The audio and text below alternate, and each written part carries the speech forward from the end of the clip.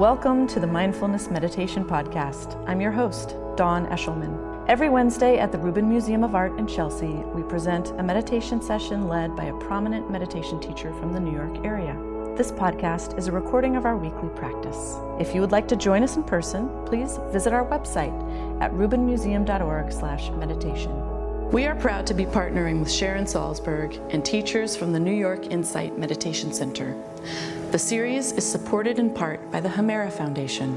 In the description for each episode, you will find information about the theme for that week's session, including an image of a related artwork chosen from the Rubin Museum's permanent collection. And now, please enjoy your practice.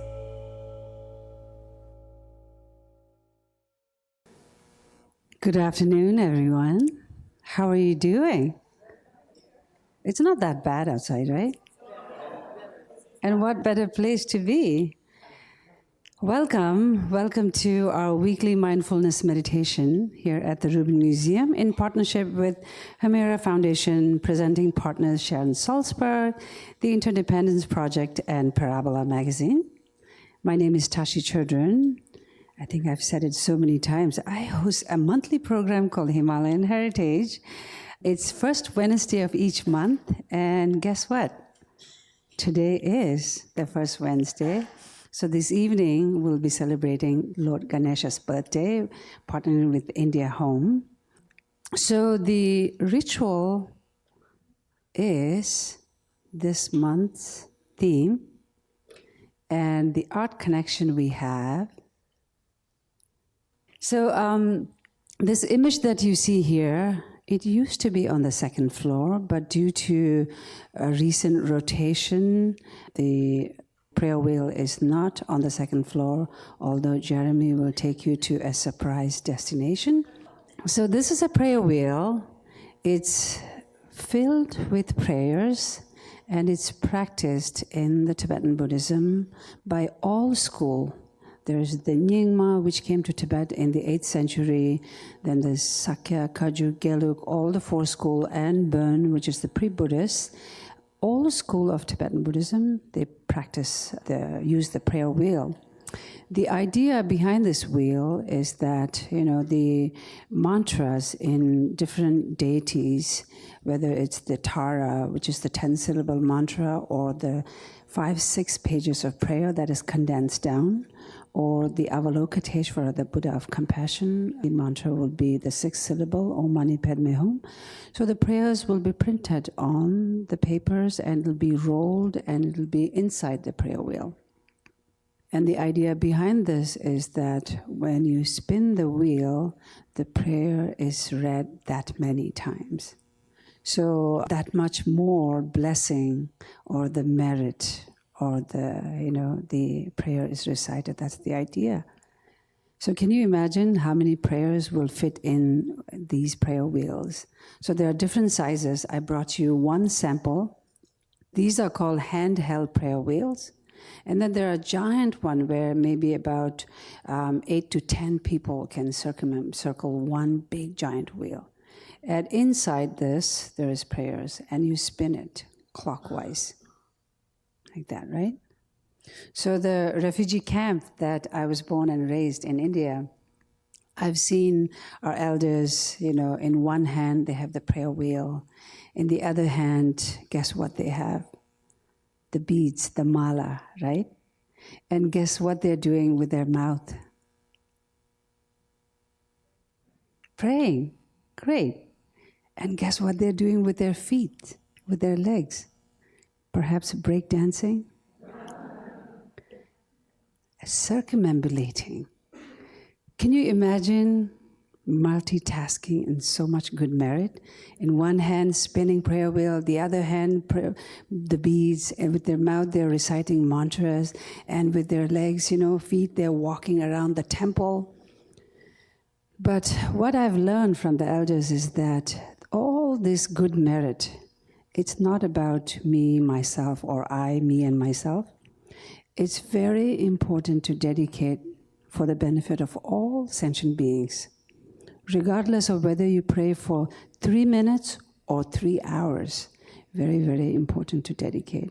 So this ritual, that's the connection and my personal connection that I wanted to share with you.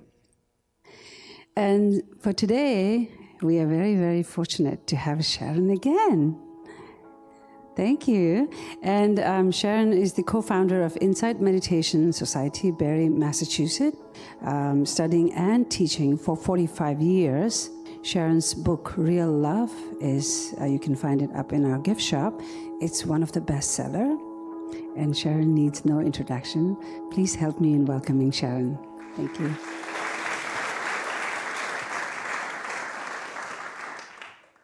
I'll be here next week too. Isn't that outrageous?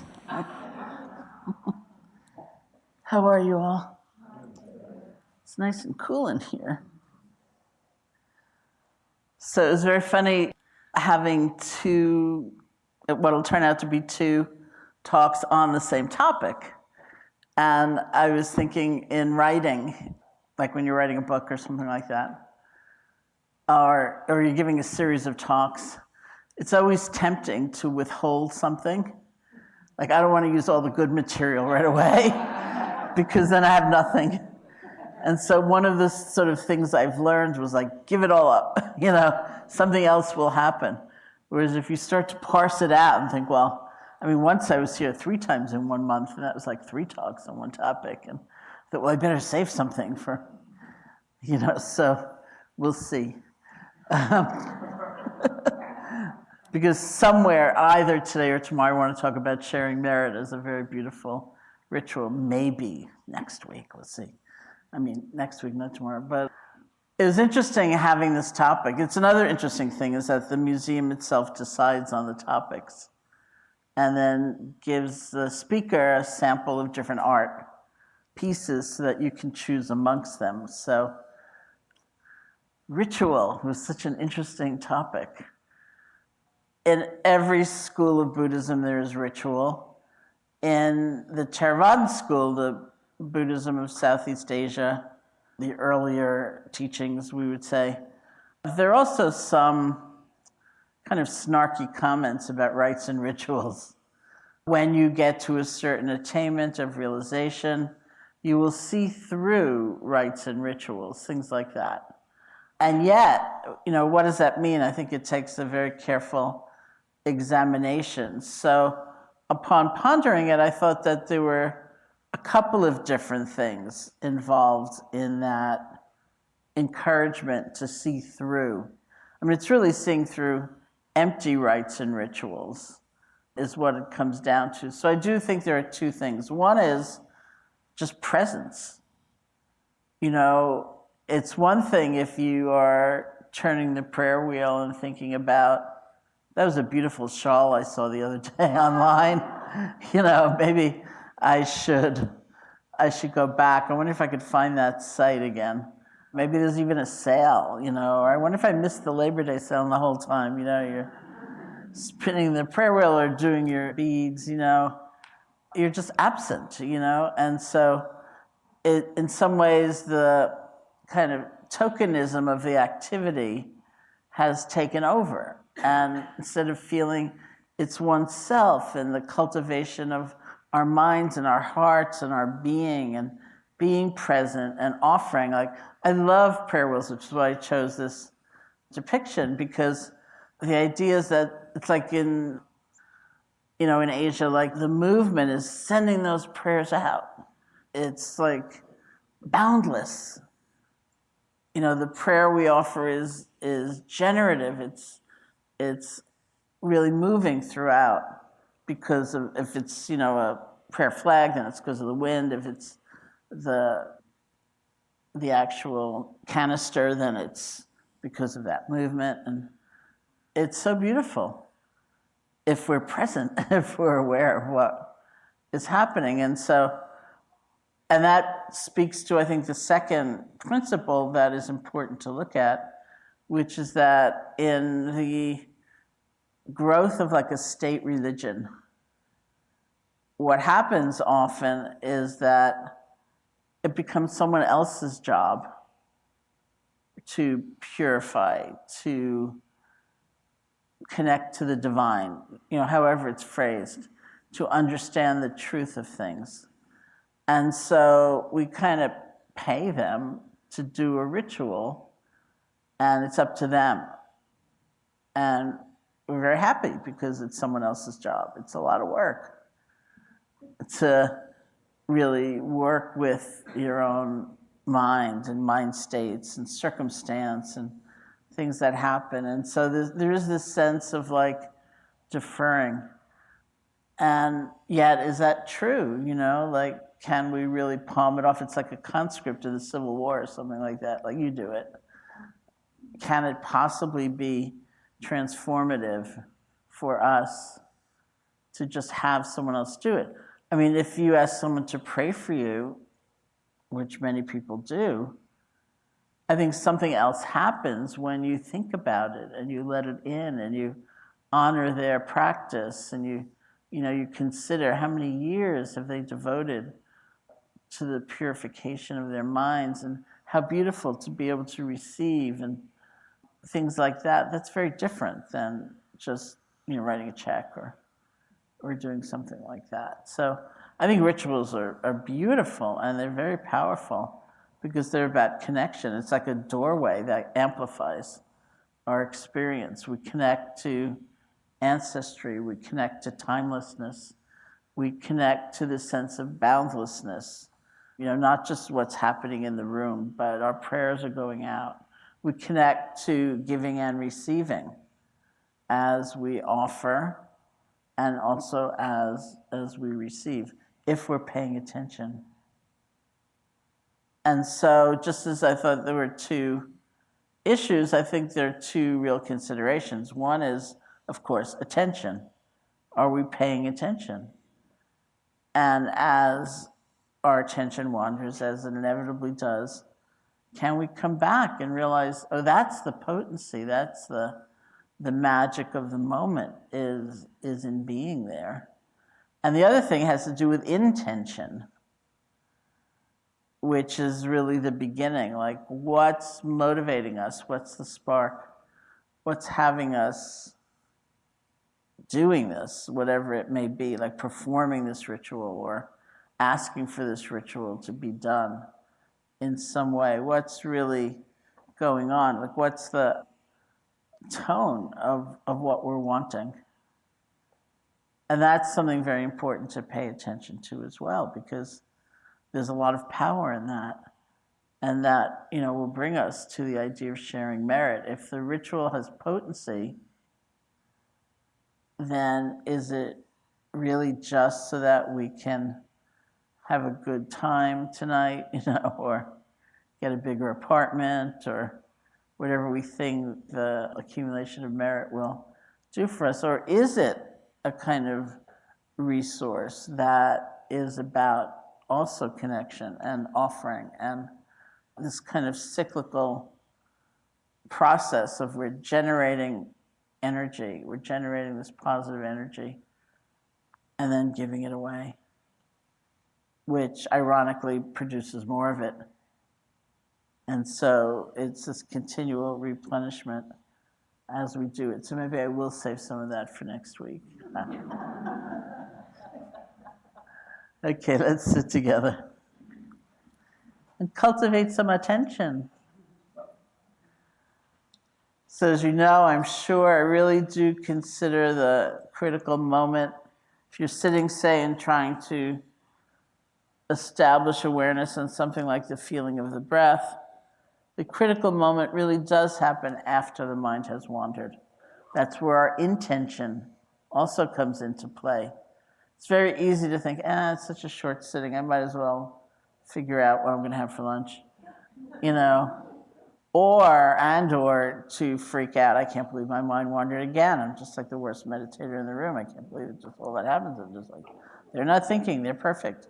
Both of which just lead to a kind of accelerated, intensified distraction. So rather than falling into those habit patterns, it's actually very powerful to realize you've been distracted, to gently let go, and to come back. So see if you can sit comfortably. You can close your eyes or not, however you feel most at ease.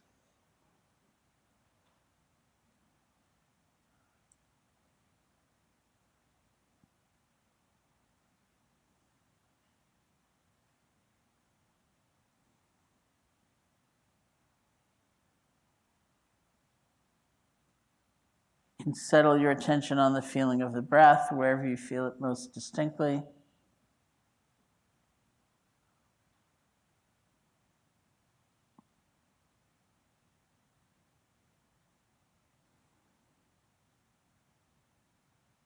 Just the normal, natural breath, however it's appearing and however it changes. So you might find it strongest at the nostrils or the chest or the abdomen. You can bring your attention there and just rest. See if you can feel one breath.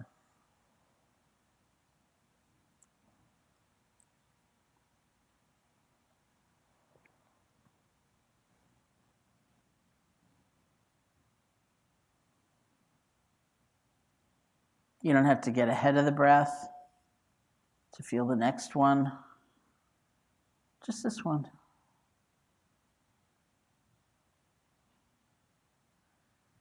My early practice, I used to say to myself, you're breathing anyway. All you need to do is feel it. Relax. Because I was like so hyped up, I was trying to feel this breath and the next 50. It's just this one breath, and you're breathing anyway.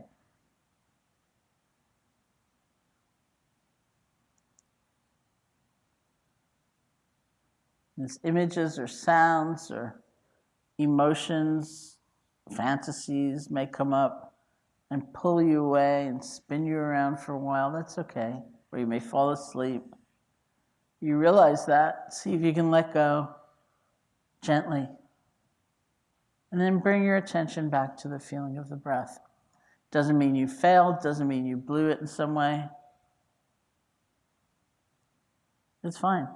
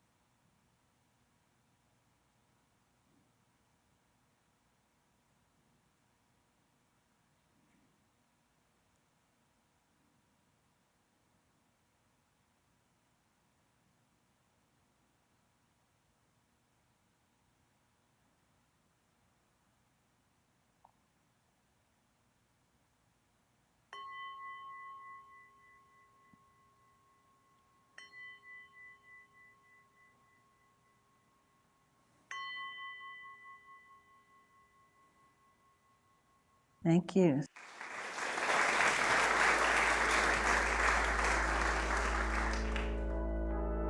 That concludes this week's practice. If you'd like to attend in person, please check out our website, rubinmuseum.org/meditation, to learn more. Sessions are free to Rubin Museum members, just one of the many benefits of membership. Thank you for listening. Have a mindful day.